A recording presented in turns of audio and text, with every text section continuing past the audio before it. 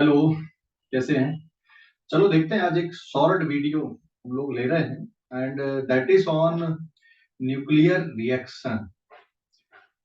Nuclear reaction में कौन कौन से लॉ कंजर्व होते हैं, ठीक है, न्यूक्लियर रिएक्शन को कैसे हमको हैंडल करना है, इसमें क्यू वैल्यू कैसे कैलकुलेट करते हैं, इसके बारे में एक शॉर्ट वीडियो है।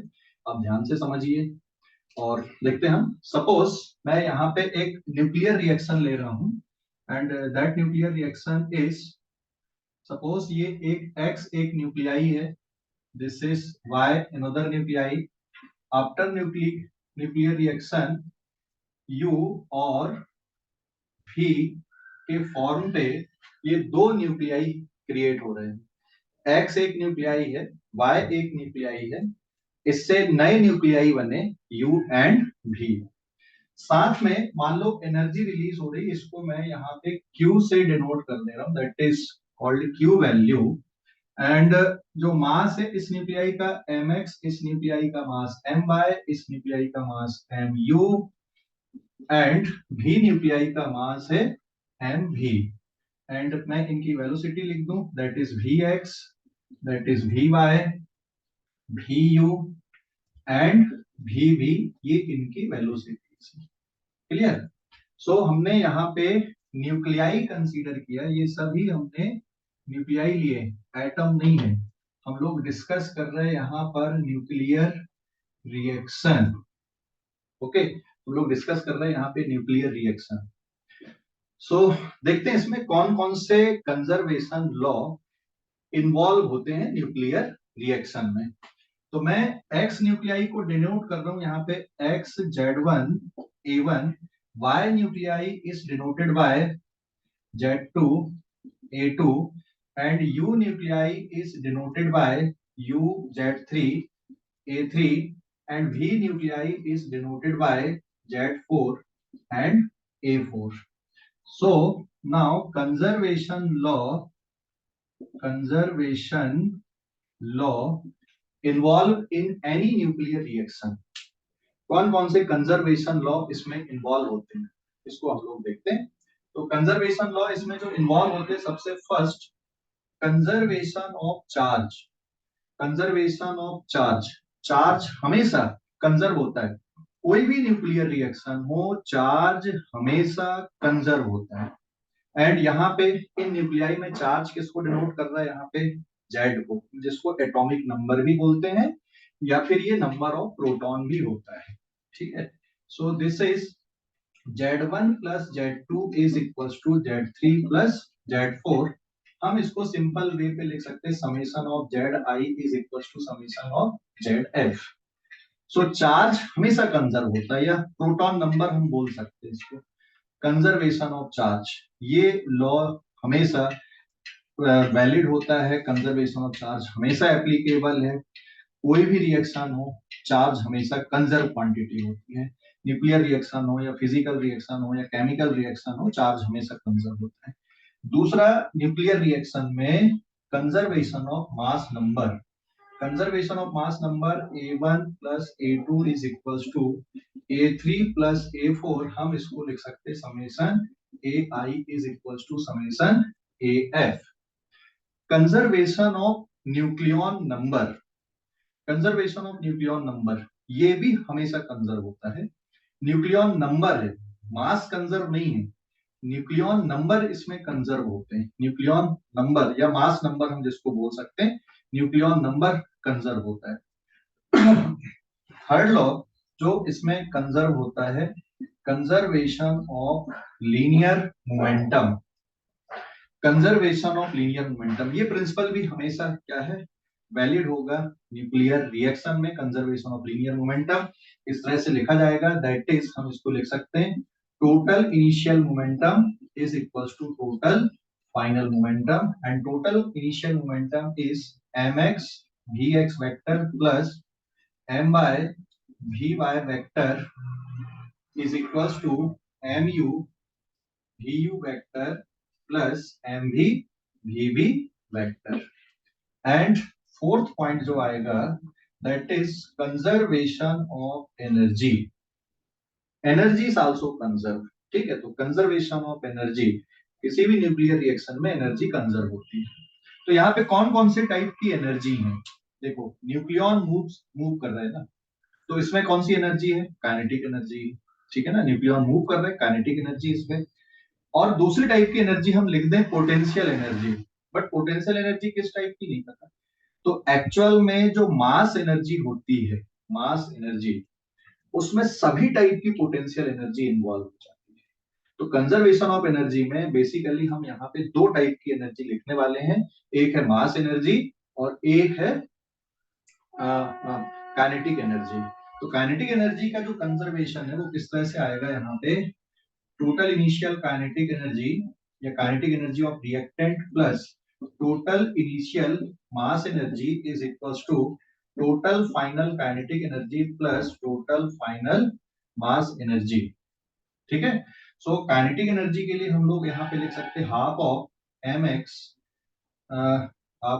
X into V X square plus M X into C square plus half of M by V Y square plus m by c square and it is equals to half of mu vu square, half of mu vu square plus mu c square plus mv vv square plus mv into c square।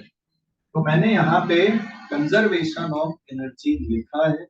Conservation of energy में कौन कौन सी energy का conservation लिखा हमने, kinetic energy and mass energy. Mass energy में सारे type की energy आ गई, लेकिन काइनेटिक एनर्जी इसलिए लिख रहे हैं क्योंकि पार्टिकल मूव कर रहे हैं। अगर कोई पार्टिकल रेस्ट पे होगा तो फिर उसकी काइनेटिक एनर्जी हम जीरो लिख देंगे, लेकिन मास एनर्जी इसमें जीरो नहीं होगी। ठीक है, आगे बढ़ते हैं। सो कौन कौन से कंजर्वेशन लॉ यहाँ पे किसी भी न्यूक्लियर रिएक्शन में इन्वॉल्व होते हैं, conservation of charge, conservation of mass number, conservation of linear momentum and conservation of energy, conservation of kinetic energy and conservation of mass energy, दोनों को लिखना है। Conservation of kinetic energy, kinetic energy and mass energy का जो सम है total initial condition में और final condition में इक्वल होता है। ठीक है, चलो देखते हैं क्यू वैल्यू यहाँ पे मेजर करते हैं न्यूक्लियर रिएक्शन में, क्यू वैल्यू किसको बोलते हैं। तो एक्चुअल में जो क्यू वैल्यू होती है न्यूक्लियर रिएक्शन की, न्यूक्लियर रिएक्शन की जो क्यू वैल्यू है, ठीक है, Q value of nuclear reaction is total final kinetic energy minus total initial kinetic energy. इसको हम न्यूक्लियर रिएक्शन की क्यू वैल्यू बोलते हैं, total final kinetic energy minus total initial kinetic energy, that is the Q value of nuclear reaction. ठीक है, अब total final kinetic energy minus initial kinetic energy, क्योंकि nucleon का मास इतना कम है ना, काइनेटिक एनर्जी का कैलकुलेशन हम डायरेक्टली नहीं कर सकते, या हमारे पास इंस्ट्रूमेंटेशन इतना बेहतर नहीं है कि हम एक एक न्यूक्लियॉन की काइनेटिक एनर्जी को मेजर करें। इवन गैसेस के लिए भी हम जब मेजर करते तो ऑन एन एवरेज हम लोग जाते हैं, एवरेज कैलकुलेशन करते हैं, आरएमएस कैलकुलेशन करते हैं। तो न्यूक्लियॉन का मास इतना कम है कि हम इनकी काइनेटिक एनर्जी को इस तरह से मेजर नहीं कर सकते। तो फिर और दूसरा तरीका क्या है, तो दूसरा तरीका है यहाँ पर से हम देखें कि हमें final kinetic energy minus initial करना है। तो फाइनल काइनेटिक एनर्जी वाले टर्म राइट साइड में और इनिशियल काइनेटिक एनर्जी वाले टर्म लेफ्ट साइड पे है। तो ये जो टर्म है ना, ये किसके इक्वल बन जाएगा, यहाँ पे summation of M I into C square minus summation of M L into C square. ठीक है, दैट इज ये जो टर्म है ना, ये रिएक्टेंट न्यूक्लियाई है, ये रिएक्टेंट न्यूक्लियाई है। ठीक है, ये रिएक्टेंट न्यूक्लियाई है समेशन एम आई, और यहाँ पर ये कौन से न्यूक्लियाई है, these are product nuclei, that is summation M F. तो एक्चुअल में ये है क्या, these are reactant nuclei, these are reactant nuclei, ठीक है, minus sum of product nuclei, sum of product nuclei, या फिर जो भी पार्टिकल प्रोडक्ट में इन्वॉल्व हो रहे हैं उनको लिखना है, और रिएक्टेंट में जितने पार्टिकल इन्वॉल्व हो रहे हैं उसको लिखना है। So this is the Q value, total mass of reactant nuclei minus total mass of product nuclei into C square, ये न्यूक्लियर रिएक्शन की क्यू वैल्यू होती है। So this is the Q value of nuclear reaction. ठीक है, तो हम मास से कैलकुलेट करते हैं न्यूक्लियर रिएक्शन की क्यू वैल्यू को, ना कि काइनेटिक एनर्जी से।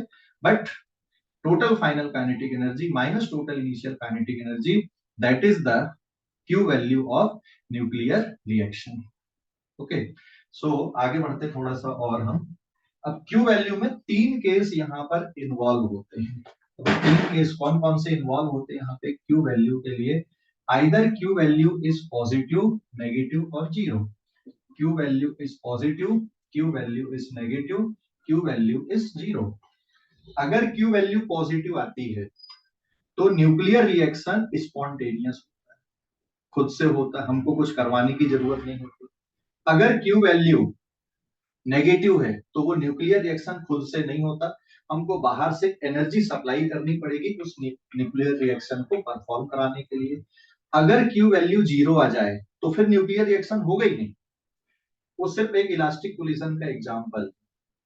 तो क्यू वैल्यू पॉजिटिव का मतलब nuclear reaction is spontaneous, nuclear reaction is spontaneous. और क्यू वैल्यू पॉजिटिव का मतलब initial mass of reactant nuclei, reactant nuclei का मास ज्यादा होगा और प्रोडक्ट न्यूक्लियाई का मास कम होगा। That is summation of mass mi is greater than summation of mass mf। Reactant nuclei का मास ज्यादा होगा, प्रोडक्ट न्यूक्लियाई का मास कम होगा। मतलब न्यूक्लियर रिएक्शन होने के बाद में ना मास कम हो रहा है, तो जो मास कम हो रहा है वही किसके फॉर्म पे कन्वर्ट हो रहा है? एनर्जी के फॉर्म पे कन्वर्ट हो रहा है। ठीक है, एंड यहाँ पे अगर क्यू वैल्यू नेगेटिव है so nuclear reaction is non spontaneous, non spontaneous होगा। एंड इस केस में summation M I is less than summation F M F. Means अगर क्यू वैल्यू नेगेटिव आ रही है, क्यू वैल्यू नेगेटिव आ रही मतलब मास बढ़ रहा है, तो मास कहां से बढ़ रहा है भाई? हम जो बाहर से एनर्जी सप्लाई कर रहे हैं वही एनर्जी किसके फॉर्म पे कन्वर्ट हो रही है? वहां पे मास के फॉर्म पे कन्वर्ट हो रही है। ठीक है ना, तो क्यू वैल्यू इज नेगेटिव। और अगर क्यू वैल्यू जीरो आती है so no nuclear reaction take place, nuclear reaction नहीं होगा। तो ये सिर्फ क्या होगा यहाँ पे? इलास्टिक कोलिजन होगा, न्यूक्लियर रिएक्शन नहीं होगा। Total mass of reactant nuclei is equals to total mass of product nuclei. Initial nuclei का मास रिएक्टेंट न्यूक्लियाई का mass equals to product nuclei के मास के बराबर है। ठीक है, तो फिर इसमें एनर्जी, जो मास एनर्जी वो कहीं से कुछ हो नहीं रहा है उसका। और ये इलास्टिक कोलिजन का एग्जांपल हो गया, और इलास्टिक कोलिजन में क्या होगा? काइनेटिक एनर्जी भी कंजर्व होती है। ठीक है, यहाँ पे आएगा ये इन इलास्टिक कोलिजन का example, this is in elastic collision, in elastic collision. ठीक है, ये भी इन इलास्टिक कोलिजन है and kinetic energy is not conserve quantity in elastic collision, kinetic energy conserve नहीं है। ठीक है ना, यहाँ पे फाइनल काइनेटिक एनर्जी ज्यादा होगी, यहाँ पे फाइनल काइनेटिक एनर्जी कम होगी इनिशियल से। यहाँ पे काइनेटिक एनर्जी फाइनल और इनिशियल की सेम होगी। सो this is all about nuclear reaction. मैंने पूरा ब्रीफ में यहाँ पे न्यूक्लियर रिएक्शन को एक्सप्लेन किया है। सो आई होप आपको वीडियो पसंद आया होगा। So thank you for watching, thank you very much.